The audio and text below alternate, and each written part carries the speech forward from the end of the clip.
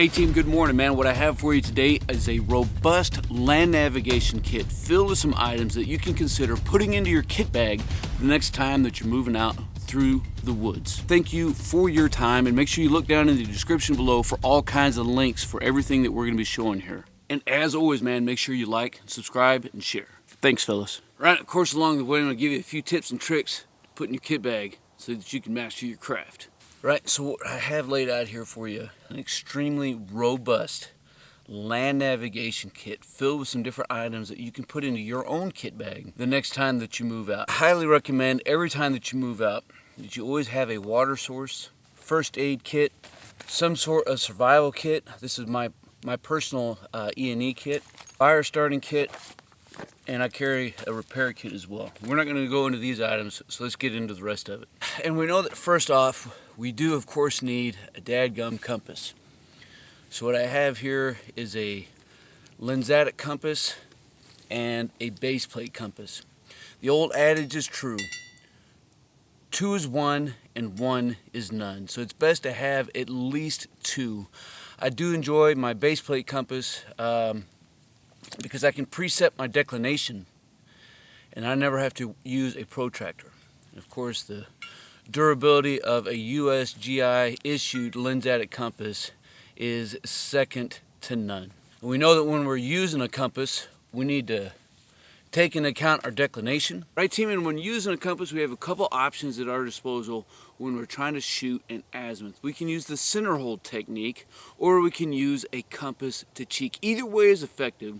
Compass to cheek is typically used to deliver a precise azimuth, and of course the center hold technique is great when moving at night. Right, to use the center hold technique, we're just going to open up our compass at approximately waist to chest height.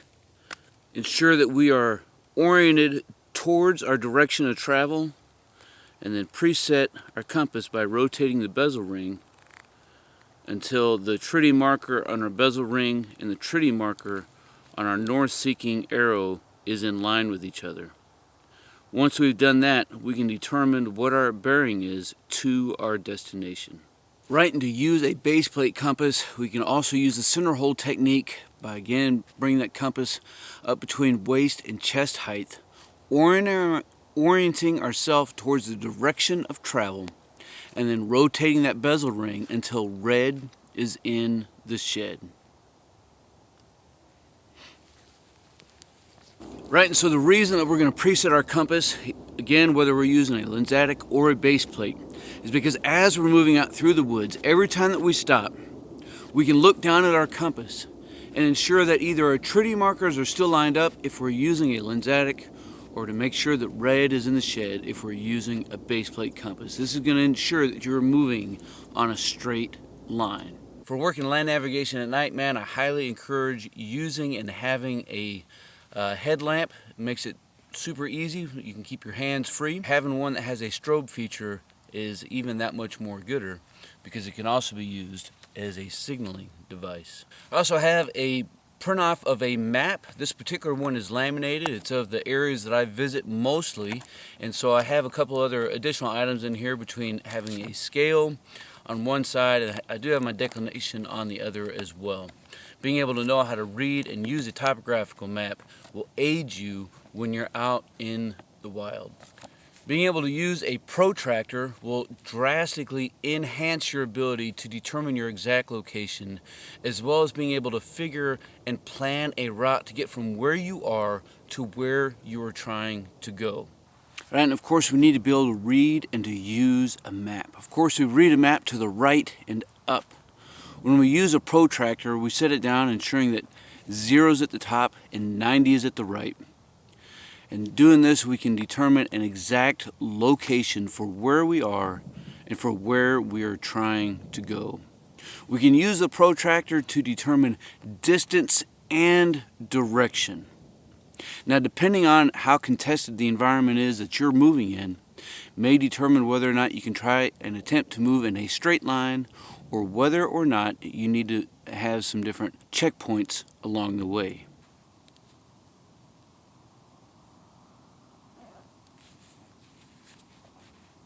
I also included a Bushnell Rangefinder in this particular kit.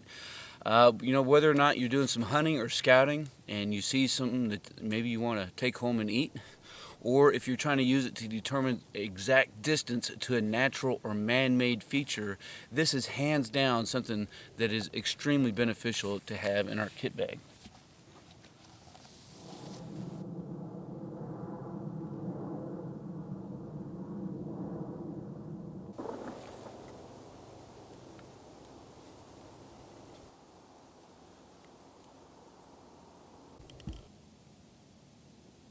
Having some sort of weather meter, again, man, it's hard to beat. Being able to measure your wind, being able to measure temperature and humidity, and there's all different kinds. This particular one is a Kestrel.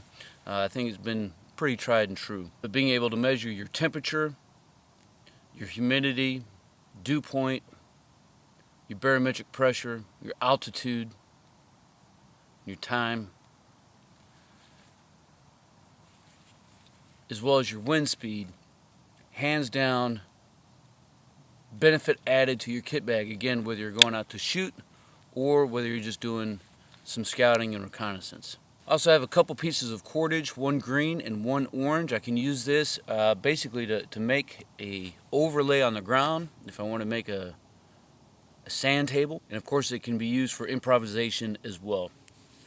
You do need to make sure that you have at least one means of writing your notes down and take good copious notes for where you're going and what you're experiencing, as well as having an assortment of pens, pencils, markers, and erasers. And then next up, we have some flagging tape. This can be used, of course, to mark some locations so we can backtrack to where we've been at, or to mark locations for the next time that we come out. Right, and using orange flagging tape is extremely visible from long distances, and it can enable you to find and leave some breadcrumbs, if you will. I always leave a knot on the side from my direction of original travel, my approach, if that makes sense. Right, and one of the things that you need to do as you're moving out is have some sort of steering mark that you can use along the way. It could be a fixed known object out on your line of travel that's not going to move. Or in this case, I'm using this orange tape as a reverse steering mark. I can move out away from it, and as long as I can look back and see it, I can determine by using my back azimuth to make sure that I'm on the same line of travel. And then return when I'm moving back and I'm returning back to my starting point, I can use these as kind of breadcrumbs along the way. Right. In addition, our other key and critical tasks that we need to be able to perform when moving through the woods, in addition to maintaining our line of travel, is to understand and be able to track our distance. We can do this any number of ways, whether using ranger beads or we're just making tick marks in our book. And we're going to do this for every 100 meters that we travel. And then we also have a slope card which can be used in conjunction with our map so that we can determine the slope of the elevation change for those natural features.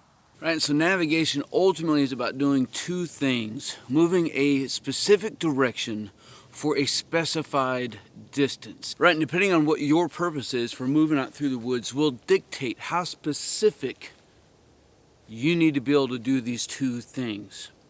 If you're moving through a contested environment, if you're working short distances, you're looking for smaller objects, you're looking for larger man-made terrain features. All of these variables and more is going to help determine how you need to travel. You may need to travel 100 meters at a time. You may be able to travel kilometers at a time without checking your compass.